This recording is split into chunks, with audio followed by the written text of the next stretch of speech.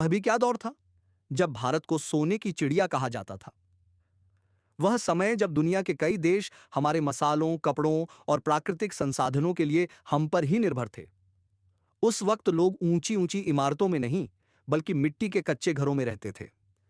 नदियों, तालाबों और कुओं से ही पानी पीते, खेती करते और जीवन बिताते थे। प्राचीन भारत के लोग इतने कुशल कारीगर थे कि बिना किसी मशीन या आधुनिक उपकरण के खूबसूरत कलाकारी किया करते थे। उस समय कागजी नोट नहीं, बल्कि सामान के बदले सामान का लेन देन होता था। अधिकांश लोग गांव में रहते थे, इसलिए गांव ही भारत की आत्मा माना जाता था। आज उन पुरानी यादों को ताजा करते हुए हम आपको असली भारत से मिलवाने जा रहे हैं। उम्मीद है आपको यह वीडियो बहुत पसंद आएगा। कहते हैं, इतिहास हमेशा बुरा नहीं होता। उसमें कुछ ऐसी यादें होती हैं जिन्हें याद कर हम फिर उसी सुनहरे समय में खो जाते हैं। अगर 1000 साल पहले की बात करें, तो वह समय मध्यकालीन भारत था। वह दौर जब भारत में भारतीय शासक तो थे ही, लेकिन विदेशी आक्रमणकारी भी यहां शासन जमाने लगे थे।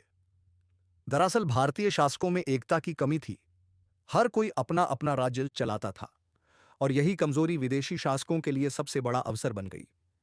उस समय भारत में पल्लव, चंद्रवंश, पांड्य, चालुक्य और राष्ट्रकूट जैसे शक्तिशाली राजवंशों का शासन था।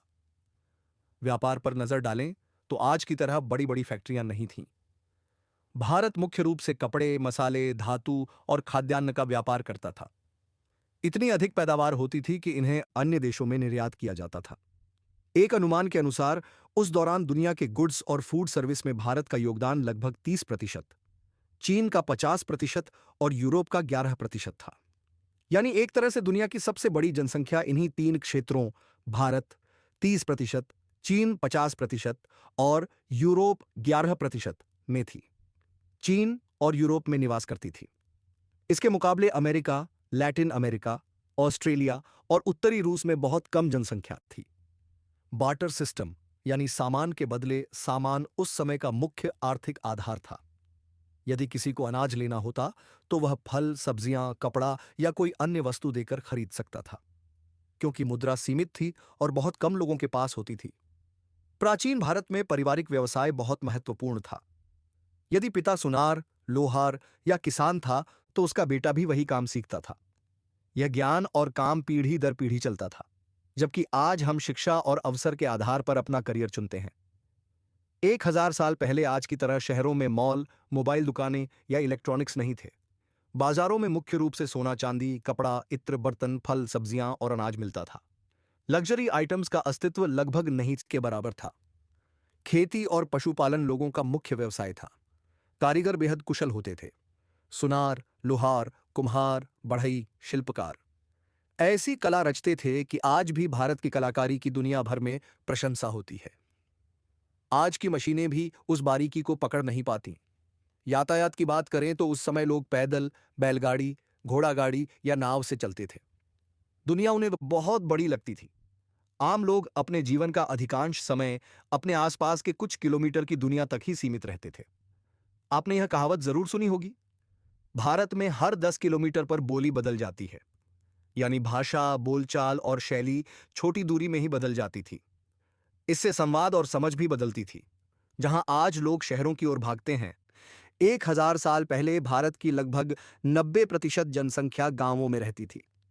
शहरों में सिर्फ 10% से भी कम लोग रहते थे। आपको जानकर आश्चर्य होगा, आज सरकारों को पानी बचाने के लिए योजनाएं बनानी पड़ती हैं, जबकि प्राचीन भारत के लोग पानी संरक्षण को बहुत गहराई से समझते थे। हर गांव में तालाब, बावड़ी, कुंड होते थे। जहां कमी होती, लोग खुद उन्हें बनवाते थे। लोग बहुत धार्मिक प्रवृत्ति के थे। पूजा पाठ, अनुष्ठान और कुल देवताओं में आस्था रखते थे। हर गांव में एक या कई मंदिर अवश्य होते थे। पुराने घर आज भी कई जगह मिल जाते हैं। मिट्टी और चूने से बने ये घर मजबूत और स्वाभाविक ठंडक देने वाले होते थे, जबकि आज सीमेंट के घर गर्मियों में बिना एसी के रहना मुश्किल हो जाता है। सीमेंट के घरों की औसत उम्र 50 से 60 साल, जबकि मिट्टी चूने के बने घरों की उम्र 200 से 300 साल होती थी। झगड़े विवाद भी होते थे, लेकिन उनका फैसला कोर्ट नहीं बल्कि राजा सुनाया करता था। छोटी समस्याओं के लिए गांव की पंचायत निर्णय लेती थी। शिक्षा की बात करें तो उस दौर में आज की तरह स्कूल और यूनिवर्सिटी नहीं थी। गुरुकुल प्रणाली में शिक्षा दी जाती थी। तक्षशिला जैसे स्थानों पर वैदिक साहित्य और 18 शिल्प सिखाए जाते थे। विद्यार्थियों को कृषि, गणित, खगोल, चिकित्सा भी पढ़ाई जाती थी। मौखिक शिक्षा प्रमुख थी, लिखित ज्ञान बाद में आता था। समाज में जाति और धर्म का पालन सख्ती से किया जाता था। छोटी जाति का व्यक्ति बड़ी जाति में विवाह नहीं कर सकता था। लव मैरिज का कोई चलन नहीं था, सिर्फ अरेंज मैरिज होती थी, वह भी अलग गांव और अलग गोत्र में। शादी कई दिन, कई बार एक हफ्ते तक चलती थी, क्योंकि बारात बैलगाड़ियों से जाती थी। बेशक तब लोगों के पास साधन सीमित थे, लेकिन जीवन में सुकून और खुशी ज्यादा थी। जबकि आज का व्यक्ति विकास करने के बावजूद तनाव, अवसाद और जीवन शैली से जुड़ी बीमारियों में फंसा हुआ है। तो दोस्तों, ऐसा था हमारा प्राचीन भारत 1000 साल पहले।